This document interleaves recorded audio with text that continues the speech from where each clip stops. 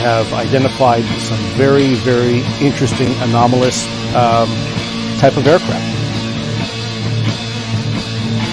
The traffic is quite luminous and is exhibiting some non-ballistic motion. Over. Move very rapidly at any speed or whether any direction it wanted to go. Why it could change and go to the right or the left or go crossways without hesitating a bit. What do you think it was?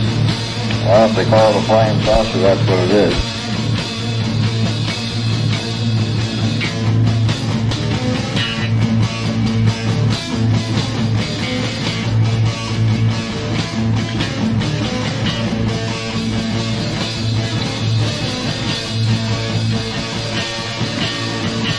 EWA 517, do you want to report a UFO? Over. Negative. We don't want to report.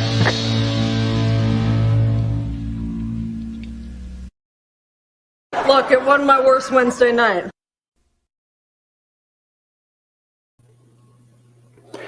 Good evening, everybody. This is Smiles Lewis.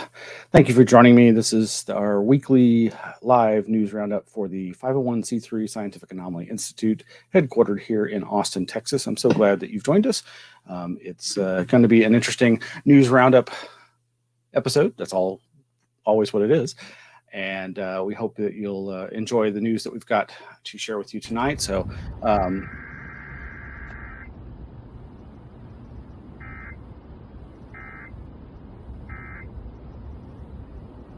This is of the Capital Area Emergency Alert System. We are testing equipment that can quickly warn you during emergencies. If this had been an actual emergency, an official message would have followed the alert tone and McConaughey wouldn't still be talking.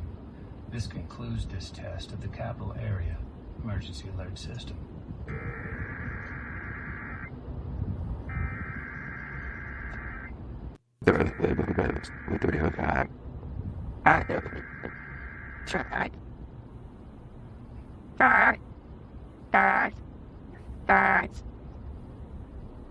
This is of the Capital Area Emergency Alert System. We are testing equipment that can quickly warn you during emergencies. If this had been an actual emergency, an official message would have followed the alert tone and McConaughey wouldn't still be talking.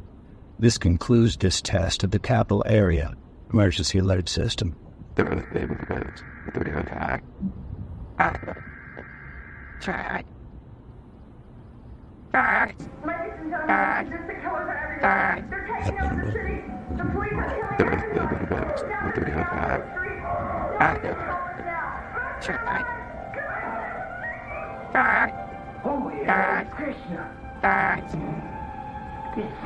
This must have been.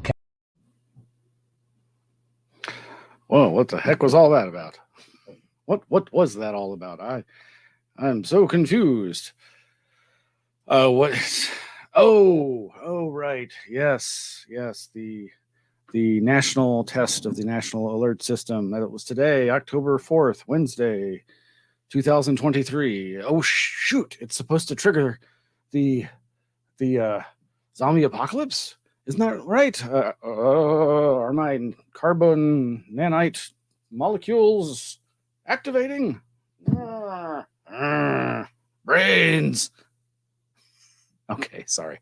Yeah, so welcome to the show. Again, this is the 501c3 nonprofit weekly news roundup of the Anomaly Archives. You can go to our website, anomalyarchives.org, and you can find links to all of our past weekly Anomaly Now news shows, as well as past events, our YouTube channel that has all our content. I finally got our podcast, the audio version, which you can find links to all the different versions, all the podcatchers that carry it. We are now finally in the iTunes podcast directory, as well as the Amazon audio directory, and so many others. If you just go to the directory on the Anomaly Archives website, you'll find the links to all the different ways you can listen to past episodes. You can watch the video version, which is, of course, the original version, and then there are the audio versions. And over at the website, you'll find all kinds of links to our past email newsletters and information about our collection of over 7,000 books and thousands of magazines. Oh, and we finally have a P.O. box. You can mail us your letters or donations, those can be sent to Anomaly Archives, P.O. Box 152252. That's P.O. Box 152252, Austin, Texas 78714. We also have a phone number that you can leave voicemail at. That's 512-842-9046. And of course, you can send email to contact@anomalyarchives.org if you want to reach out and get in touch with us, which people do. And we try to hook them up if they're asking for items of interest from our collection. We do the best we can. Sometimes we can help them out. And it's always a pleasure to help out researchers or just interested truth seekers. So meanwhile, you can find the link to our Flipboard news aggregator site page where there are just a ton of news links. Hey, new study finds mammals, including cats, can glow in the dark. Luminescent cats? What? Somebody has archived also the old Larry King Live UFO cover-up shows. Well, the first one from way back in 1988, as well as the then newer one, circa 1994. These can all be found there. There's just so much great stuff. But so what's the zombie apocalypse about? Well, I've mentioned before this QAnonAnonymous podcast. Well, they've got the lowdown in their latest episode, number 249, 5G zombie apocalypse. This isn't anything new. If you've been following the QAnon stuff from back, and I wasn't and don't, but inevitably you heard the idea expressed that there was some kind of nanites or something about 5G, and it's there's particles in the vaccines, and all these kinds of sci-fi ideas that are going to trigger some kind of mind control apocalypse. I certainly am no stranger to crazy ideas about extrapolations from all the things we know that the government has done, the military industrial complex has done, and the intelligence entertainment complex has done in terms of psychological warfare, mind control research, and that sort of thing. But I'm not really worried about this one. But I will say, at my day job today, standing around talking to coworkers when suddenly everybody's phones start going off, and I knew it was going to happen today, but it was still very startling. But we all had a good laugh, and thankfully, as far as I know, there's not been any zombie riots in the street yet. Anyway, this QAnon show, as I've said, I like them. I do think they do some good work documenting some of these wilder ideas, while at the same time, I don't particularly like their derisive approach to these things. So moving right along. Hey, what else is today? Today is also John Mack's birthday, or it was. I guess it still is. Remembering the late Dr. John Mack, the famous, the awesome Harvard psychiatrist, his courageous defense of experiencers of alien contact.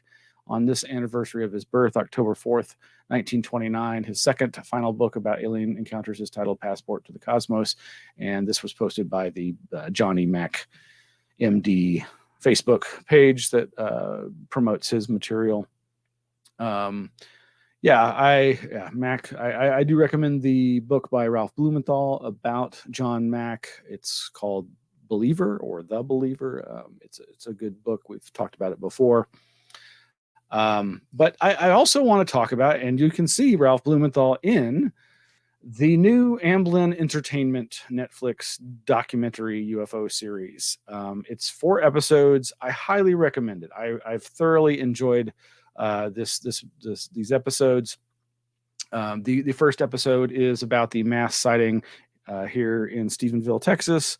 Not here in Austin, but northwards of here in Stephenville.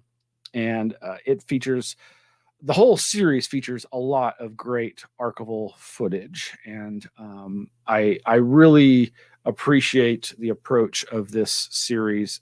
It's not for everybody. It is not a documentary in the sense of trying to convince you of the reality or what the explanation for UFOs are, other than the import of people having these experiences and the storytelling aspect of it. It is very good storytelling, and I appreciate that. I think it's got some beautiful photography, some beautiful cinematography, and they use that footage usually as background, showing the witnesses walking around, and this is really high quality footage. while intermixing all this archival footage and having a very interesting, unique approach to the sound design. I watched the first couple of episodes with headphones and found that to be very satisfying. The Stephenville episode features Austin's own Robert Powell, who, of course, was one of the primary investigators as part of the MUFON investigation. He does a great job of talking about that series of incidents and the apparently allegedly 300 or more witnesses to events in that area. I think that's really an exaggeration, but it's no doubt that there are a lot of people who've had sightings there and had sightings during that flat period. But I think that 300 expands beyond that time period. But the first one's very good. The second one is about the Ariel Ruwa, Zimbabwe mass school sighting, the school children sighting. Which, of course, there's been the recent documentary. Oh yes, and of course there has to be footage. They do show the Navy footage. They just had to, of course, put it into the series, but it didn't seem gratuitous to me, nor did it really seem to focus on that at all, which I really appreciated. But the show is streaming on Netflix. You might want to check it out if you think that might be your thing. The third episode is about what is it called? Broadhaven Triangle in the UK. This is another flap mass sighting, or I would say flap sightings, whereby there were multiple witnesses in different locations all along the Welsh coast there. And there's another multiple student sighting at a school. And it's very interesting. It's got a lot of details that I was not familiar with. I will say that with the jumping back to the Ariel school incident, there has, of course, been some controversy. I know folks have probably seen the recent last couple of years documentary called Ariel Phenomenon, which I'm rewatching right now for comparison, because there's definitely some interesting things in this Encounters Amblin-Entertainment series, whereby they mostly are showing people who believe that they've had some extraordinary experience, but one of the kids has apparently recanted and is now claiming that he instigated the whole thing, and he actually is in the previous Ariel Phenomenon documentary before he changed his perspective 180 degrees, and that triggered this statement from the Ariel Phenomena Facebook group or page. While we're excited to see word spread about the Ariel school sighting and Dr. John Mack via the new Netflix series Encounters, it's a mixed bag considering our history with Netflix as independent filmmakers. A story for another day. But this week, we're most disappointed to see one of the students has turned his back on his own story. Here's some excerpts from our interview with Dallyn, Dallyn Vico, conducted by Randall Nickerson in South Africa in 2008. I'm not going to quote from that here, but I'll provide the link. I think this is all a public page. I believe there's also some rumblings that there is some very much concern and possible legal action being taken or threatened by the producers of this previous documentary. I'm not going to repeat what I've heard. It's just word of mouth at this point, but I have no doubt that it could be true. What I also did not realize was I watched the credits. I felt compelled to watch the credits of the Encounters series, and sure enough, at the very end, there is a special thanks featuring Hussein Alagrami, Greg Bishop, my good friend, Sebastiano De Filippi, Stephen Finlay, Chris Fowler, David Halperin, Jose Herrera, Jeffrey Kreipel of Rice University. That's right. They also thank David Metcalf, Rice University Archives of the Impossible, Massimo Teotorani, Jacques Vallée, and on and on. And I've been made aware that I believe in 2022, when I was at the opening of the Rice Archives, the production crew were there and were very much interacting with all the participants of that conference. And I really think it had a positive effect on this series in terms of, again, making it more about the storytelling and the import of the effects on people and thus the effects on our society and culture of this phenomena, as opposed to, is there radar data, which they do touch on? Is there, any other physical evidence? Is there electronic instrumentation recording these events? Excuse me. So again, highly recommend it. The third episode, as I say, is the Broadhaven Triangle UK incident. Again, lots of good stuff in that. And the third one is on Fukushima, Japan, which I'm unsure about the circumstances surrounding the claims of UFOs surrounding the nuclear disaster there. I've seen some other, I think it's a Vice documentary, the mini doc, that talks about the UFO museum that's there. I may be conflating two different locations, but again, there does seem to be agenda. And again, I'm hearing word from others that some of the participants felt there was a real push to make the experts say what the producers wanted them to say, which basically was what is presented, is that there is that nuclear connection to UFO phenomena, that UFOs seem to be attracted to nuclear weapons sites, nuclear testing facilities, and nuclear power plants. Obviously, this is a very much a perceived recurring theme throughout the modern UFO era.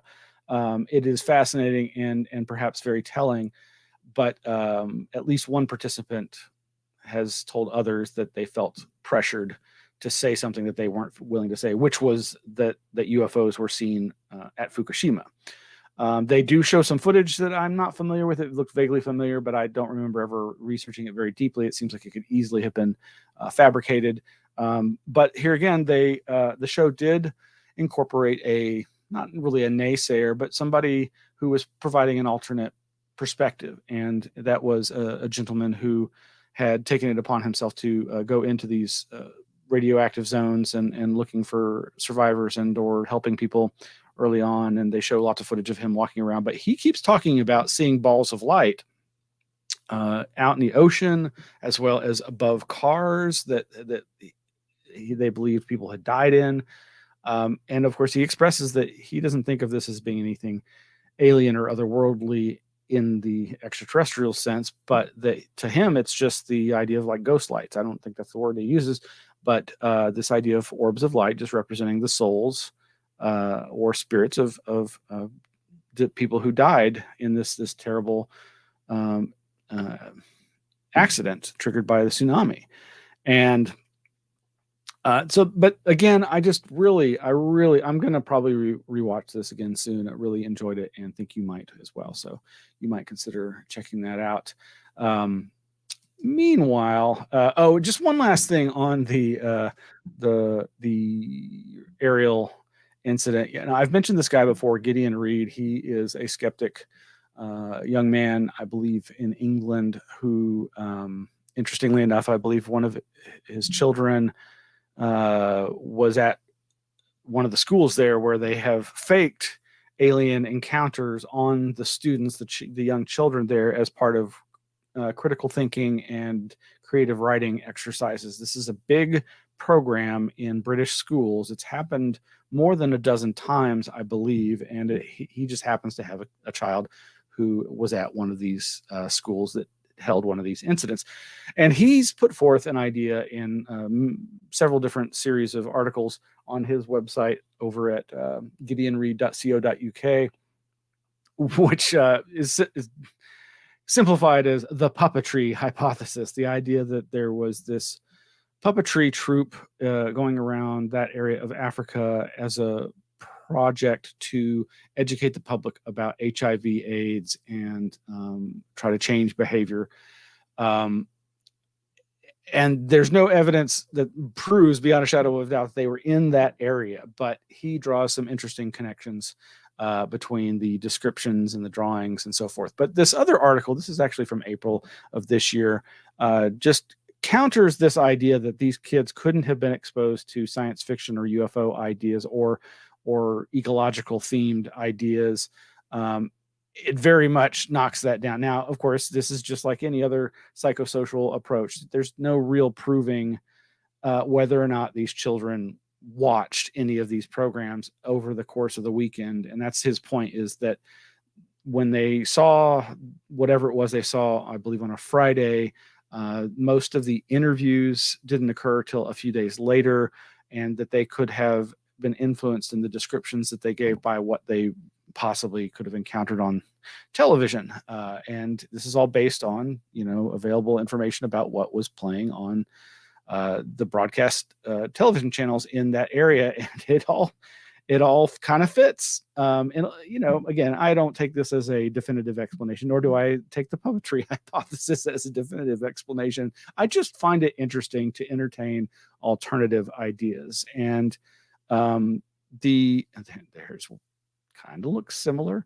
Delta Space Mission, 1984. The naysayer in the new series, what was his name? Villain? No, sorry. Dallyn, Dallyn, Vico. He's basically suggesting that it was all predicated on him pointing to a shiny rock and saying, look, there's a spaceship and a spaceman out there, and that seeded the idea and the children ran with it. I find that interesting, especially as I'm rewatching the Ariel Phenomenon documentary from years earlier, or footage shot years earlier, but I think it was only released last year. There actually are references to a shiny rock and the perception of water trickling down it and the water catching the light of the sun, making it shiny. But there's a lot more information, a lot more drawings, a lot more interviews with the kids over the course of time. The Ariel Phenomenon documentary is actually much more like what you tend to think of when you think of a documentary on UFOs. Very different animals here, though. Again, I think the producers may be alleging that this amblin-entertainment version may have taken liberties with certain things. So anyway, find it all very interesting. I hope you do too. Meanwhile, where are we going to next? Wow. Okay. Now, I've only just now heard about this. And this is pretty interesting. So I think we've mentioned before that Gary Nolan, who has been outspoken about the idea that there are insiders, there are crash retrieval programs, there is some kind of alien presence. He's, investigated all kinds of aspects about this. Some people think he's too sensationalistic, what have you. But he has mentioned that he founded or is part of a new organization called the Sol Foundation, SOL. And in fact, the URL is the solfoundation.org. And I was made aware that he's holding an academic conference on UFOs at Stanford, which of course is where I believe he's headquartered.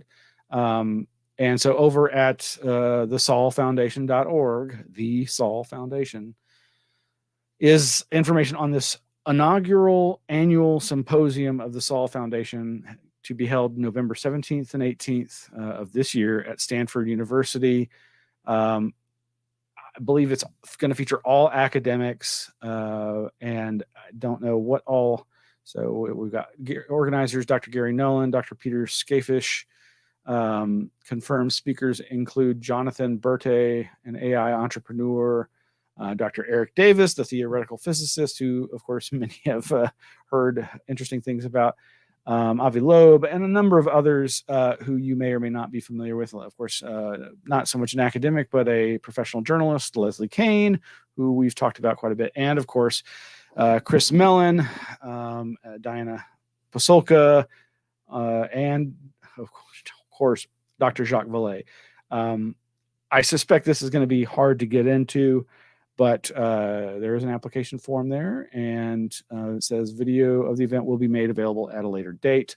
Very, very interested in hearing more about this, and gosh, it would be great to be there, don't you think? So let's plan a trip to Stanford University in November. Meanwhile, there is an excellent article I highly recommend over at the Scientific American website. This is written by my acquaintance Greg Gideon. He's the historian who is has put the final touches on his new UFO history book that's going to be coming out next year.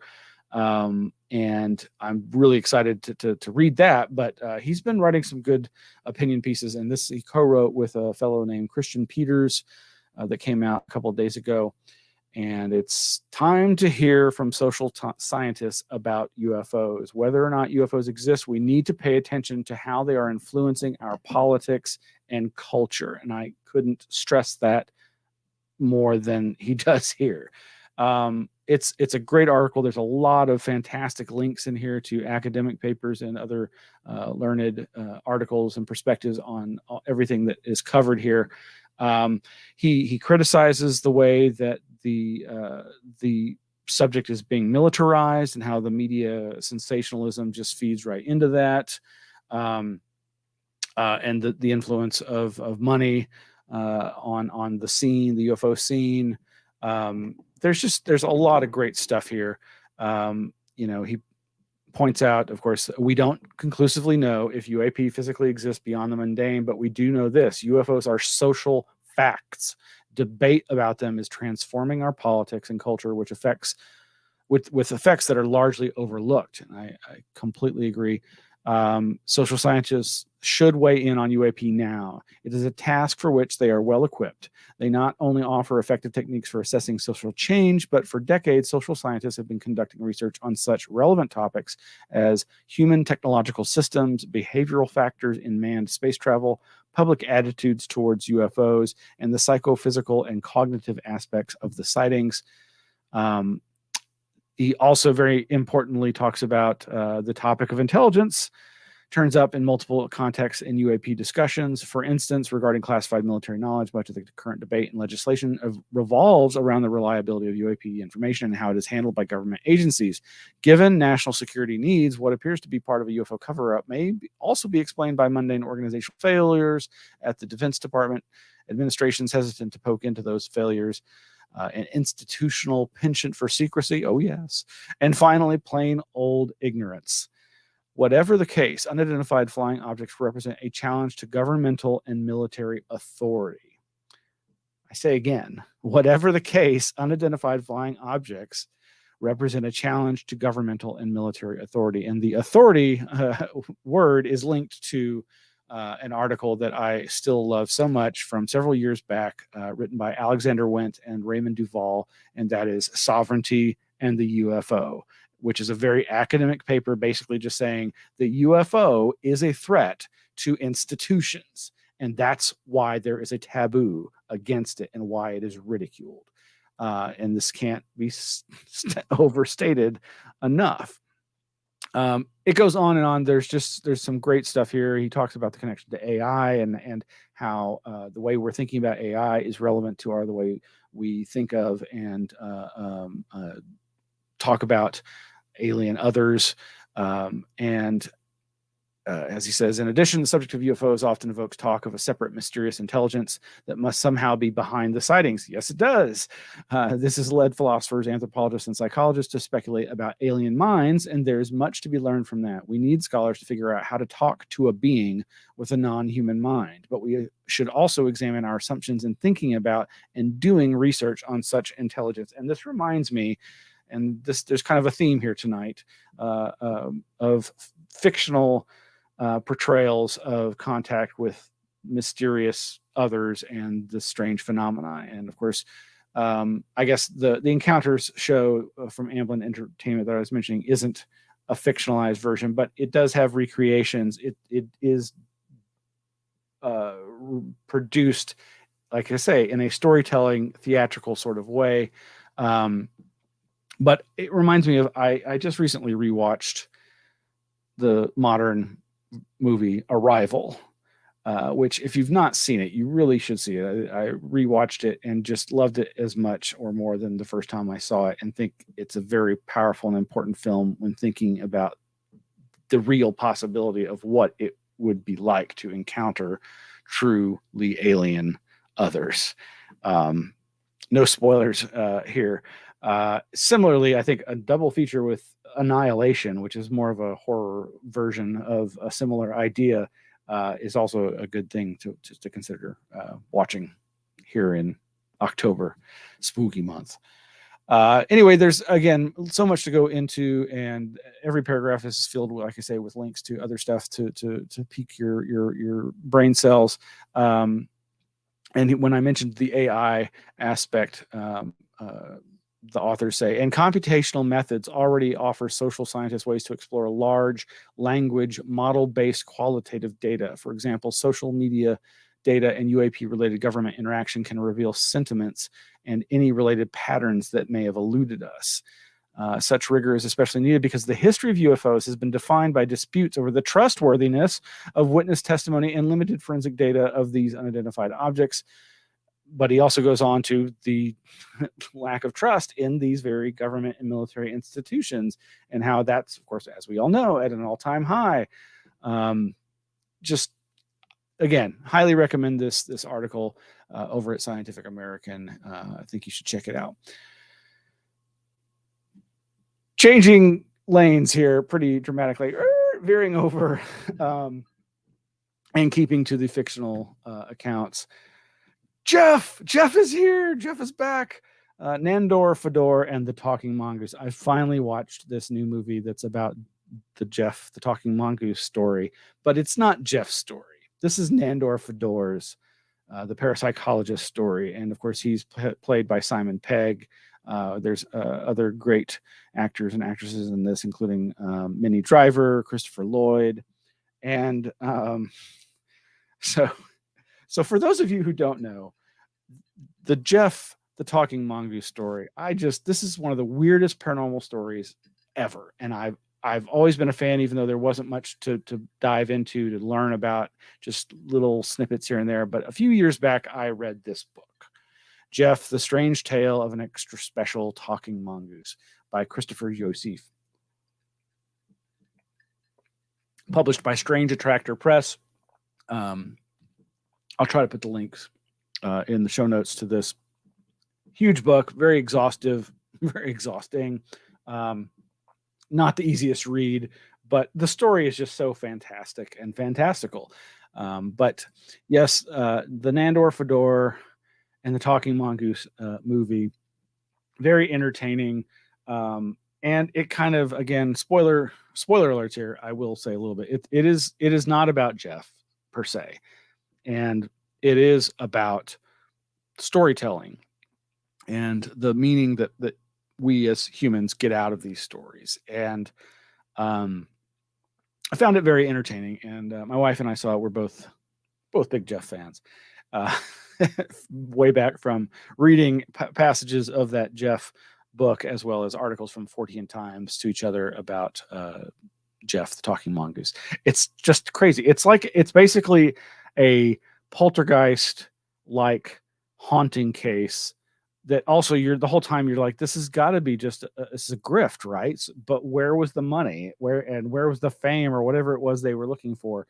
But it also evokes this idea of egregores and tulpas and the idea that somehow we can make physical thought forms, including those of talking mongooses. Anyway, that's available to stream. It is actually in theaters. I probably should have seen it in the theater, but I didn't. Sorry. Well, we're getting close to the end here, but I did want to, last week, of course, we reported on the passing of our friend, parapolitical researcher Ken Thomas. Miguel Romero, Red Pill Junkie, has done his own farewell to Ken. Of course, Miguel was amongst all of us paramaniacs in New Orleans in 2018 when we got to interact with Ken there in New Orleans. And we will have the link to this in the show notes. Definitely check it out. Also, we had, of course, mentioned the passing of Carol Rainey, former wife and documentarian. who spent a good portion of her life with her then husband, Bud Hopkins, at the height of the abduction phenomena, mania, craze. And she ended up having some very critical things to say about him and that field that are linked to in this latest newsletter from David Halperin. David Halperin, of course, is very much a skeptic. He grew up believing or being very, very interested in this, but he's a, I believe, religious studies professor who has more or less come away from the UFO phenomena. Again, seeing the import in the mythic reality, the social reality, the effects on people's beliefs and thus their behaviors and thus culture and politics. And but he was noting the passing of Carol Rainey. And as he says, you don't know Carol Rainey, married to abduction researcher Bud Hopkins. She was at the heart of the alien abduction scene of the 1990s, a detached, increasingly discontented, and always brilliantly perceptive observer. Here's a few places to make her acquaintance and to see the people and the events through her eyes. There is a 2-part excerpt from the book she was writing about her experiences that sadly may never see the light of day. I really hope her family manages to get it into the hands of somebody to get it published. It may be difficult, but there's a quote here. As I write this unfinished memoir, poking at the past a little every day, it is extraordinarily difficult to tell you or to understand myself what happened to me inside that chaotic, exciting, almost cultish environment for well over a decade. This is from The Singer's Hybrid Daughter, excerpts parts 1 and 2 over at Jet Brewer's The UFO Trail. And there's some great pictures of her as a young woman with her cameras as a documentarian. And of course, this kind of goes back to the references to John Mack. Of course, Mack had among the controversies surrounding him was a woman who accused him of being too easily duped, and because she was able to dupe him by faking her hypnosis sessions. Anyway, there's some other interesting links here, including the UFO and the Pink Triangle. I think this is a blog post by David Halperin about the Tahunga Canyon abductees and the fact that they were all or mostly lesbians. Some I'm sure controversial things there, but because I've mentioned that, I will also mention Professor Wham's re-exploration of that book, the Tahunga Canyon Contacts, in a video and article that she posted over at her Professor Wham website and blog. Lastly, I mentioned some time back this article called Orbs of Intuition. Quote, plasma may behave as a highly cooperative structure. This is over at tinyklaus.com. That's tinyklaus.com. And it's Orbs of Intuition. Finally got around to reading this. I knew it was going to be a pretty cool deep dive, but I really, this writer's take here is just fantastic, phenomenal. He touches on so many parts of the ideas that I and others have been kicking around for a long time. But it gets into some pretty cool, detailed areas. It quotes Massimo Teodrani. It talks about Paul Devereaux, the Earthlights researcher. But it also uses a lot of real interesting breaking scientific frontier science, physics kind of information. And this idea of can plasmas be conscious? And there's a lot of implications to this. And I'm going to have to go back and reread this and think about it deeply, because it really, in a nutshell, it's got me wondering about, there's all this information now about how the military industrial complex is using plasma technology to spoof its own aircraft and create, radar contacts and that sort of thing. What if they're accidentally tapping into whatever it is that what if some UFOs are intelligent plasmas? And what does that mean for the weird encounters that people have with the UFO phenomena?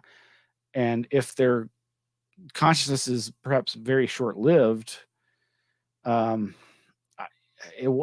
wonders if such a consciousness or an intelligence could be imbued in these plasmas being created by the military-industrial complex as part of their defense technology, and the implications of that, just in terms of like brief moments of slavery of enslaved plasma consciousness, is just, it sounds like a terrible horror movie idea, but there's so many more implications that are more important than that. But that was one of the weirder ones that popped into my head as I was looking at this. Interestingly enough, this fellow who wrote this article also does a podcast that I've just barely started listening to that also seems very interesting. I forget what it is called. It's something like Patterns. Oh, can I it's not going to pull it up, or maybe it will. I'm not seeing. Oh, wait, there. Patterns Tell Stories. That's the name, I believe, of the podcast. Anyway, that's over at tinyklaus.com. Well, gosh, it is, it's 40 plus minutes. Sans emergency broadcast. Well, that's going to do it for this evening. I hope you've enjoyed what you've heard and that you'll like and subscribe, hit the notification bell and all that good stuff. If you're not subscribed to the podcast, find your favorite podcatcher, see if you can find us there in it, and we'd appreciate any support. You can, of course, go to the Anomaly Archives website, and there is a donate page where you can donate a number of different ways, PayPal being one of the easiest. Not everybody wants to support PayPal. I understand that. And as I mentioned, we have a new P.O. box, so you can send us love offerings. That's the old Jim Mosley phrase for donations. You can send us donations for being a non-subscriber to his old saucer smear newsletter that some people loved to hate. But yes, the P.O. box is, where is that? We've got that. P.O. Box 152252, Austin, Texas, zip code 78715. Again, that mailing address is Anomaly Archives, P.O. Box 152252, Austin, Texas 78715. And well, that's going to be it. Good night, everybody. Take care. We'll see you on the flip side.